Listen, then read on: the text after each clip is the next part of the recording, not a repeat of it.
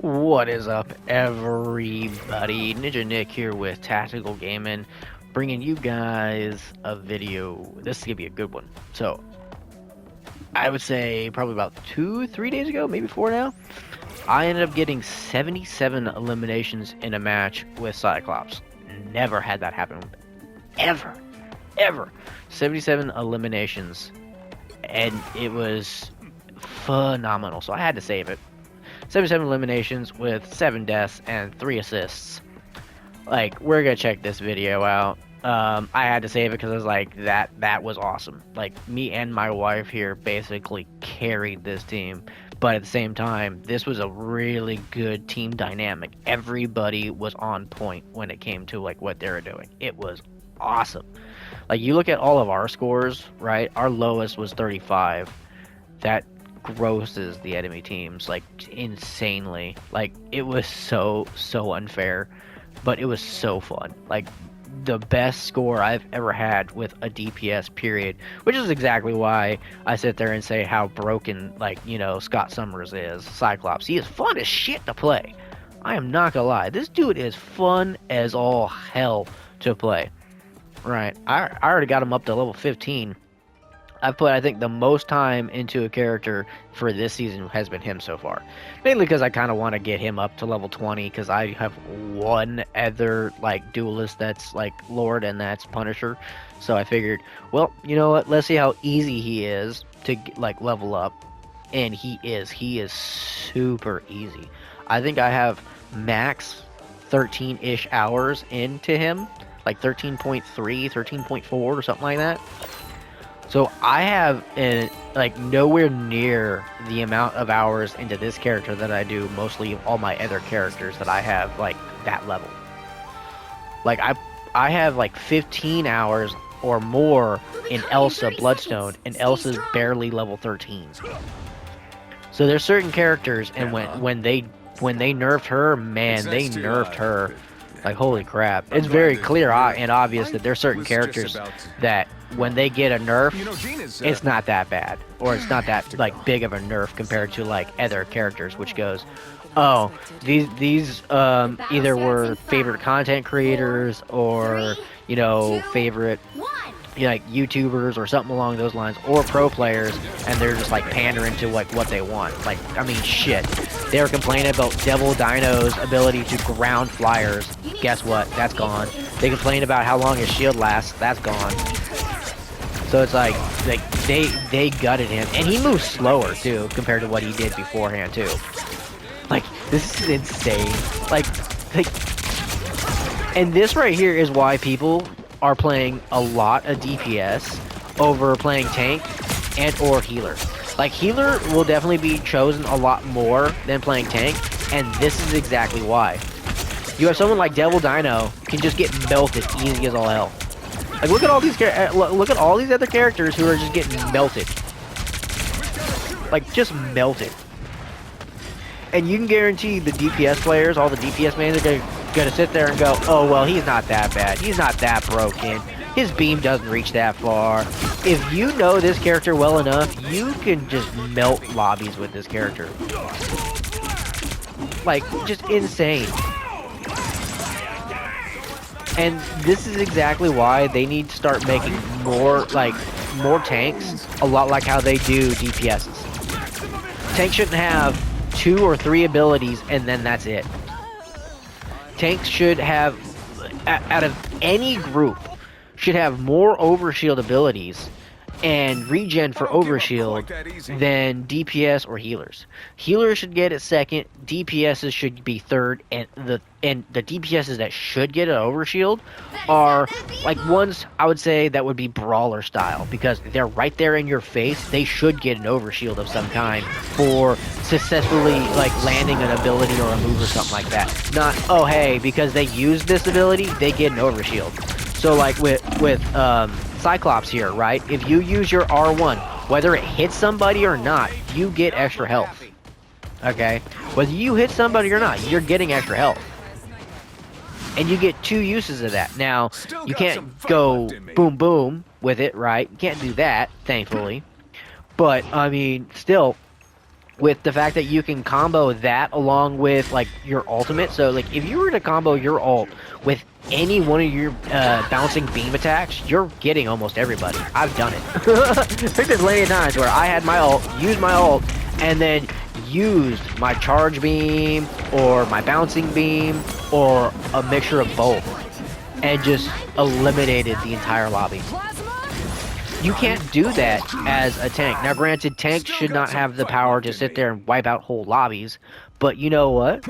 They should be able to block certain ults. They should be able to sit there and, you know, prevent certain ults, or in general, not get one-shotted by an ult. Okay? And it doesn't matter if it's a DPS ult or any other ult. It should, you as a tank, unless you have low health, should not be getting one-shotted by ult. You should not be getting 2 or 3 shotted by like, you know, like a character as a tank.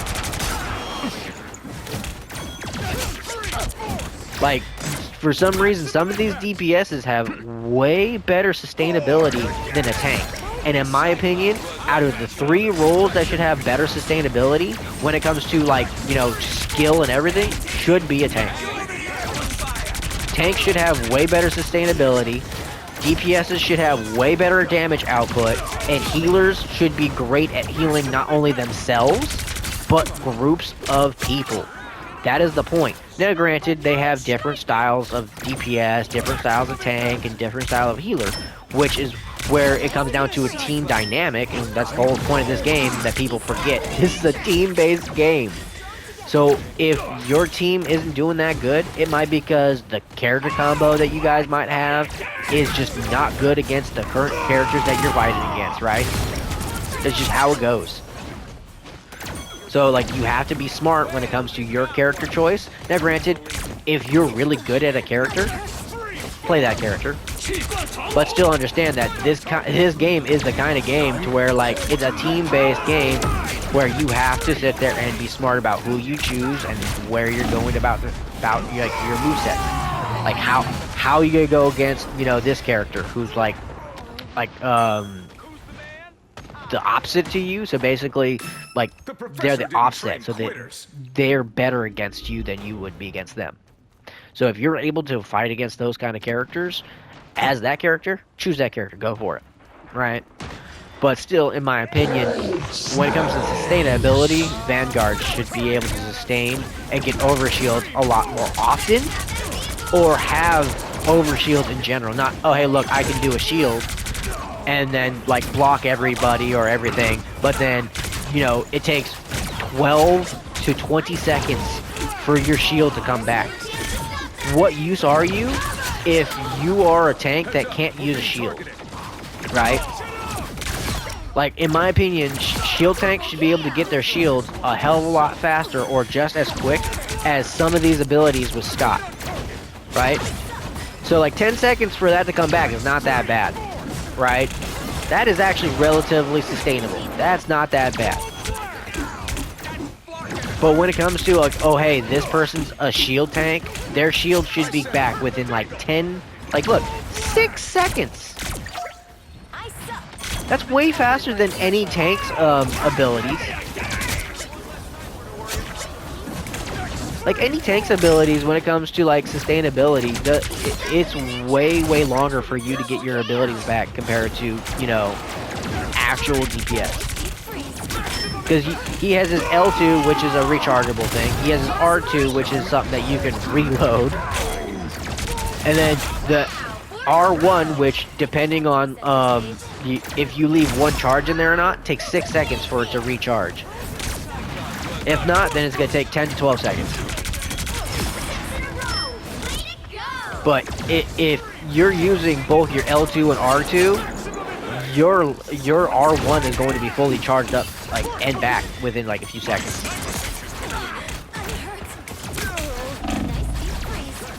I do like they made his evasive, the L1, last a little bit longer. It's like 12 seconds, but I mean, still, it's like, man, he has 2 evasive abilities. He has Circle and L1.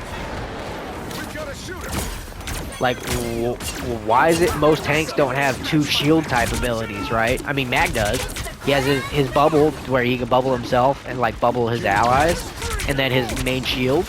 But he's the only one that can do that. He's the only tank that can do that. That's kind of crazy. Devil Dino has one shield, and once that shield's gone, it takes 12 seconds for it to come back. One shield. And then the rest of the time, he is just absorbing damage. He's a damage sponge. But even then, they made it to the point to where he can take less damage than he used to. So he takes less damage than he used to. His shield doesn't last nowhere near as long as it does. It's nowhere near as strong as it used to be. So it's like, the devs are just showing tank players, what's the point of playing tank when you can just do this?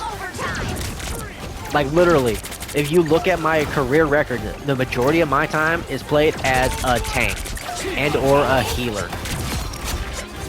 Majority of my time played is characters or anything in this game has been tank or healer. And I'm sitting here just dominating this team with a character that I wouldn't say barely know. Right? Like, and he is one of those characters that's super easy to get used to. Once you get used to his moveset and the way he works, you can just dominate with freaking Cyclops. And that's why you're seeing less and less tank players playing tank. And you're seeing them literally go 4 or 5 DPS. Like, you'll literally have all DPS and 2 healers, or all DPS and 1 healer, over actually having a mixtured like tank, healer, and DPS lobbies. Like, I've had lobbies like that, but I've had more lobbies where there's 1 or no tanks. And you can guarantee it's gonna be like that in the next coming season, except depending on who we get first, we might have a lot more healers. Right? So if they make Jubilee a healer, right, you can guarantee that there's gonna be a whole buttload of people taking up healer role to get used to playing healer, so that when they play Jubilee, they kind of like have like a somewhat of an understanding or kind of comfort when it comes to playing that character. Because that's exactly what happened when they released Devil Dino. Every single time a new character comes out, that character base, like dynamic, is played a lot of. So new DPS, a buttload of people are playing DPS. Funny thing is, that's why, in my opinion, I think there should be a couple seasons where we don't get no DPS at all. In my opinion, because this is the other thing that drives me crazy about all the people who say they want better, like, changes in the game. Like, they want it to where, like, half season or a whole season, we don't get no characters. You can guarantee that if literally they did a season where we got a healer or a tank, and then they spent a whole other season like actually balancing out the game, you can guarantee the DPS aspect of the community are gonna sit there and just flip the fuck out and go, oh, you guys give the tanks a new character or the strategist a new character, but choose not to give us a character. It's like, that's exactly what would happen. That's exactly what would happen if they actually did something along those lines. So if they're going to do that, you can guarantee they're going to release a DPS, spend a whole half season or a whole season doing nothing but balancing, trying to balance the game out and making it actual fun for everybody. Which they know if they were to do that, there's gonna be a shitload of DPS players who probably just gonna not play no more, just because they don't feel like, you know, they're like single-handedly being like the #1 character, even though this is a team-based game, right? And so that's where it's funny when people talk about balancing. True balancing is never going to happen in this game. It's not. Because if it were to happen, there's going to be a shitload of DPS players who are just going to log off the game and stop playing. Because that's why we have so many DPS players, because they feel like they're the main character in the story of the game, despite the fact it's a team-based game. Like, literally. And it's maddening to me. That's why, like, all these, like, content creators who talk about, like, oh, take a half the season off, stop giving us characters, you know. No, because the thing is, they're not going to do that. And the reason why they're not going to do that is just strictly because of the DPS section of the player base to this game are the big whiner crybabies. Now, every group, Vanguard, Strategist, Duelist, they all have big whiner crybabies in their groups. Everyone has them. But because there's so many more DPSs in the game, and DPS players in the game, theirs is much bigger. But yeah, look at that. Just dominated that lobby. Dominated that lobby. Which is where, like, I'm a firm believer when it comes to balancing isn't going to be a thing. So it's a waste of time to sit there and actually ask or expect them to sit there and go, oh, hey, guess what we're going to do? We're going to spend half of a season, after we've just released a character, to work on balancing. Because if they were to do that, there's going to be a lot of DPSs that they're out to go through and actually nerf and actually do something about it. And there's going to have to be a buttload of healers and tanks, basically all of them, that are going to have to get reworked, recoded, redone everything. So they're not going to sit there and balance nothing. They're not. They're going to keep releasing characters. They're going to keep doing skins because they know that's what's going to make them money. Even though it's not going to sustain the game for very long, right? That will keep the game going for years. Because they sit there and nerf a character or nerf a slew of characters, buff a slew of other characters. Do it every single time. That's what they're going to keep doing. Now, the only way there's true balance to a game like this is if they actually even out the amount of characters that you have to play. Okay, and what I mean by that is literal several seasons where we get no DPS characters. It's the only fucking way that you're going to get real balancing in this game, period. Okay? There's going to be like several seasons where we get no DPSs and we get nothing but Vanguard and Strategists. In my opinion, there should be at least one whole season each where we get nothing but Vanguards and Strategists. There should be like one season where we get dual Vanguards, another season we get dual Strategists. That at least will bring it close to an even playing field when it comes to duelists, who literally have almost, 28 characters?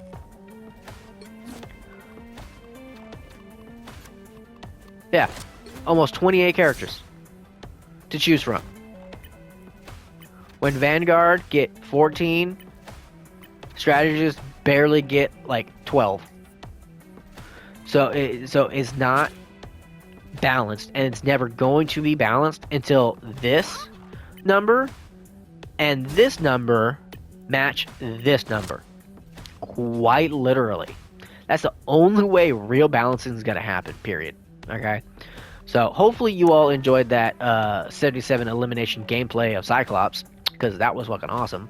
Hopefully you enjoyed my little rant about balancing and like how, the devs clearly only pandered to the DPS role, because if they truly cared about balancing issues and everything else, they would stop giving us so many DPSs and start focusing on the other aspects and other roles and give us characters a lot like how they give DPSs Cyclops, right?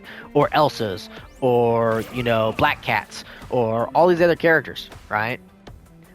When you get a tank that has like 3 or 4 abilities, and like usually half of them are already used before you even like set out the gate. And I mean, like, you're getting ready to engage, you're using like 2 or 3 of your abilities already, and it's gonna take like half a minute for those to come back. But anyways, I digress. Hopefully you all enjoyed this. Make sure you guys go check out w.gg and use my code TacticalGaming90 for 10% off. Get me for my next gameplay video and rants and all that on when it comes to Marvel Rivals. Later, guys.